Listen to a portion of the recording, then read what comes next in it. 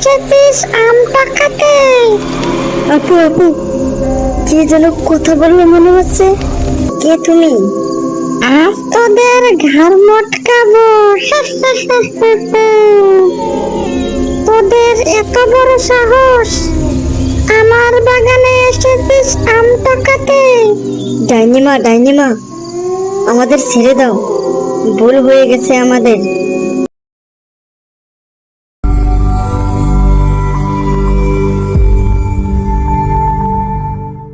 আপু, আজ অনেক আম পাবো। বোন, মনে হয় আম বাগানে এখনো কেউ যায়নি। আপু, এত অন্ধকার, আমার তো ভয় লাগছে। ভয় নেই বোন, চল। মিনা আর ঋতু প্রতিদিন পাশের বাগানে আম টকাতে যেত, কিন্তু ওরা একদিনও আম পেত না। তাই তারা আজ অনেক রাত থাকতেই চলে আসে আম বাগানে। কি ব্যাপার আপু, একটা আমও তো দেখি না। তাই তো দেখছি, কিন্তু আম তো থাকার কথা।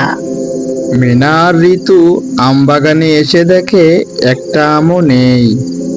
তাই তারা মন খারাপ করে বাড়ির দিকে যাওয়ার সিদ্ধান্ত নেয়। চল বোন, বাড়ির দিকে যাই। কি ব্যাপার আপু, কে যেন একটা আম ফেঁকে মারলো মনে হচ্ছে। কই দেখি। তোরা আম বাগানে এসেছিস আম পাকাতে? আপু আপু, কে যেন কথা বললো মনে হচ্ছে।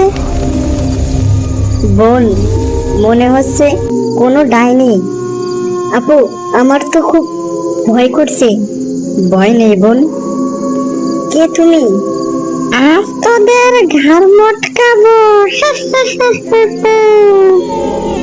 তোদের এত বড় সাহস, আমার বাগানে এসেছিস আম পাকাতে?